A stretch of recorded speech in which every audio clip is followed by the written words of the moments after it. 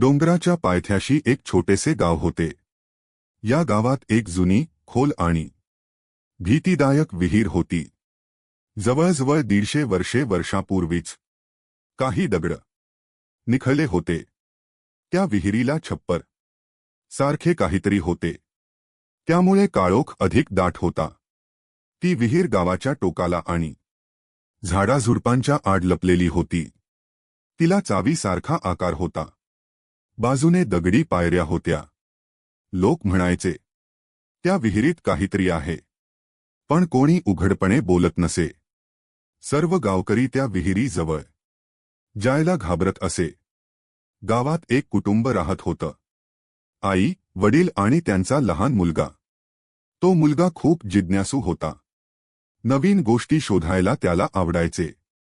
दिवसभर तो काही ना काही करत असायचा.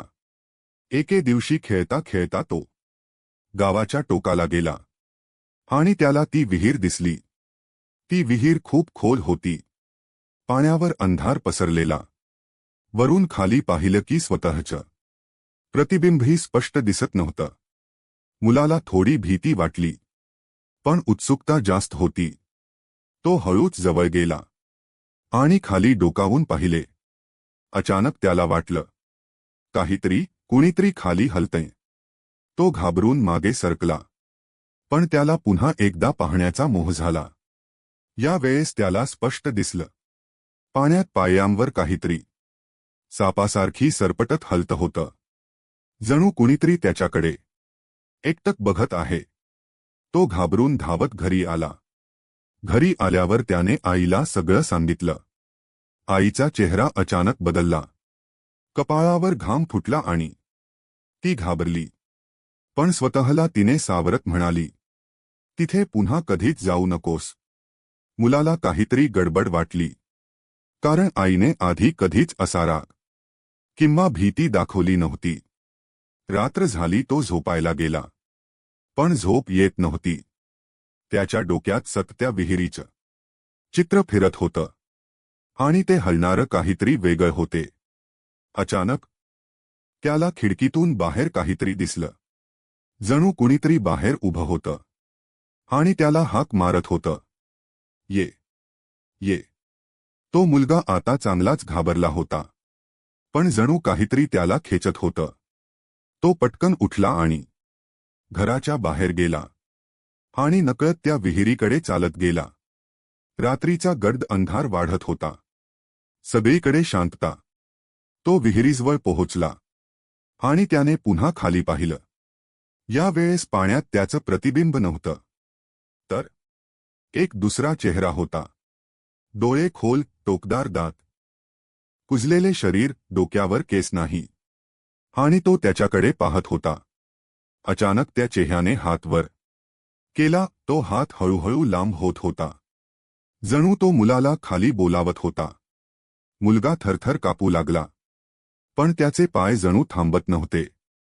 तो अजून जवळ गेला. इतक्यात मागून कुणीतरी जोरात त्याला पकडलं. ते त्याचे वडील होते. ते त्याला ओढून मागे घेऊन गेले आणि रागाने म्हणाले, किती वेळा सांगितलंय तिथे जाऊ नको. दुसऱ्या दिवशी मुलाने वडिलांना विचारलं, त्या विहिरीत असे काय आहे? वडील काही वेळ शांत राहिले आणि मग हळू आवाजात म्हणाले, खूप वर्षांपूर्वी त्या विहिरीत खेळत एक मुलगा पडला होता. तो पडला नव्हता, त्याला कोणीतरी ढकलले होते. कोणी त्याला वाचवू शकलं नाही. तेव्हापासून तो प्रत्येकाला दिसतो आणि खाली खेचतो. मुलगा पूर्ण घाबरून गेला, पण त्याच्या मनात एक प्रश्न कायम राहिला. काल रात्री तो चेहरा, तो कोण होता? तो आपल्याला का बोलवत होता? त्या दिवसानंतर तो मुलगा कधीच त्या विहिरीजवळ गेला नाही, पण कधी कधी रात्री त्याला अजूनही आवाज येतो, ये, खाली ये. वडिलांनी ठरवलं, आता ही विहीर कायमची बंद करायची. गावक्यांनी एकत्र येऊन मोठे दगड टाकले, माती टाकली आणि विहीर पूर्णपणे बुजवली. काही दिवस शांत गेले. सगळं सामान्य झाल्यासारखं वाटलं. पण एका रात्री मुलगा झोपला होता. अचानक त्याला पुन्हा तोच आवाज ऐकू आला. यावेळेस खाली येऊन नाही, तर त्याच्या खाटेखालून. ये.